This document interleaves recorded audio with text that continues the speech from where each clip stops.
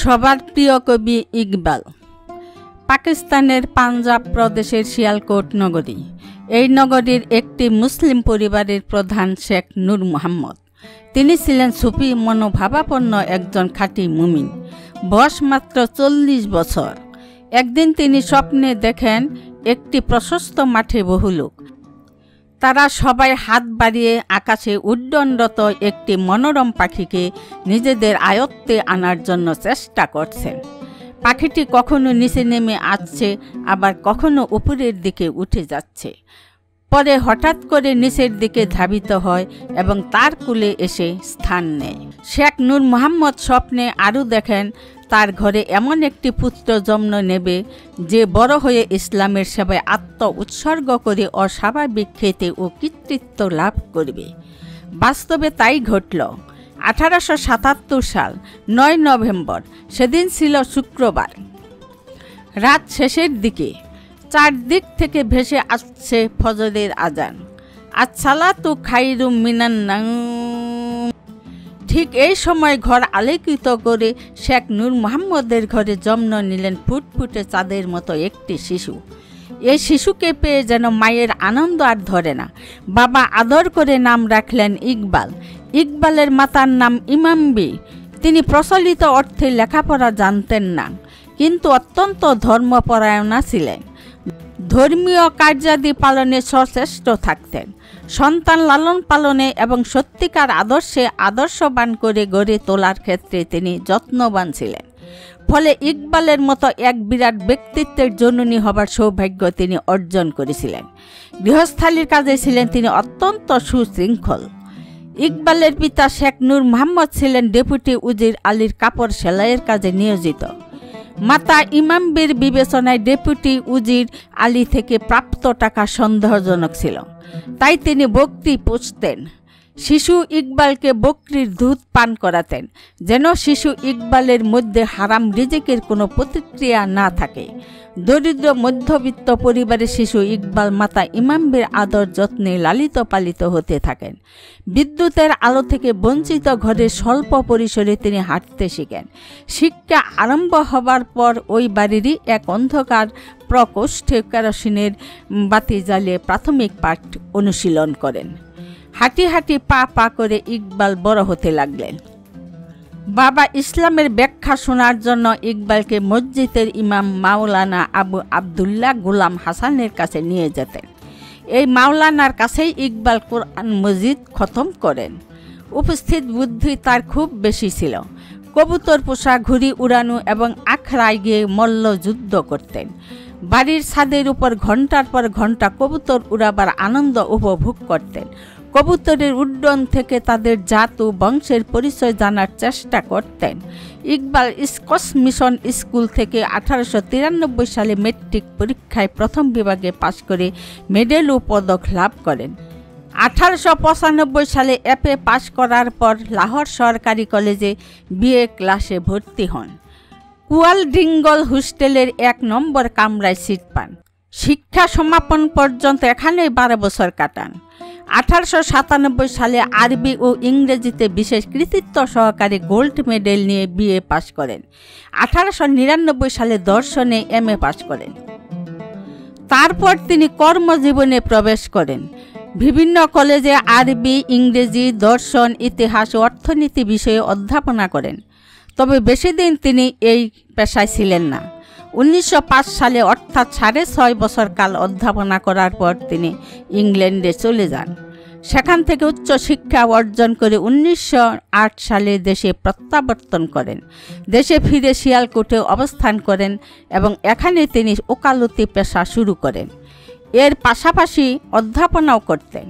বাল্যকাল থেকেই কবিতার প্রতি ইকবালের অনুরাগ ছিল। তার ছন্দপ্রবণ মন ছিল। তিনি বাজার থেকে ছোট বড় কবিতার বই কিনে আনতেন।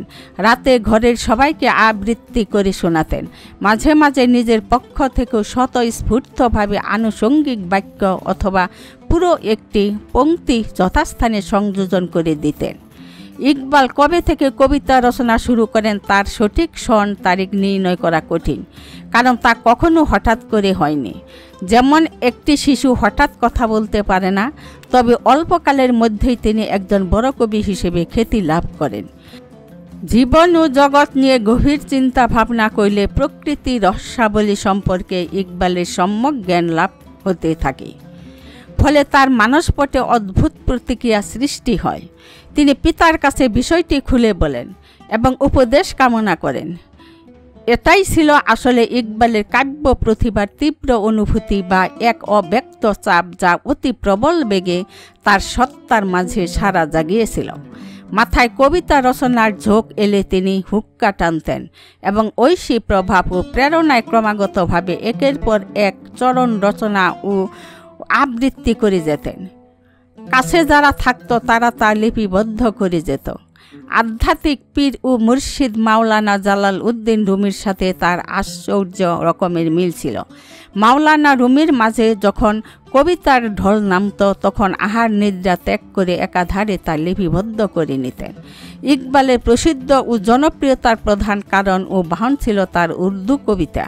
তবে তার কাব্য প্রতিভার বিকাশ ঘটেছে উর্দুর তুলনায় ফার্সিতে অনেক বেশি। ইকবাল ছিলেন বিশ্ব মানবতায় বিশ্বাসী। ফলে তার কবিতায় ও লেখায় বিশ্ব মানবতার ধ্যান ধারণা অত্যন্ত সফলভাবে প্রতিফলিত হয়েছে।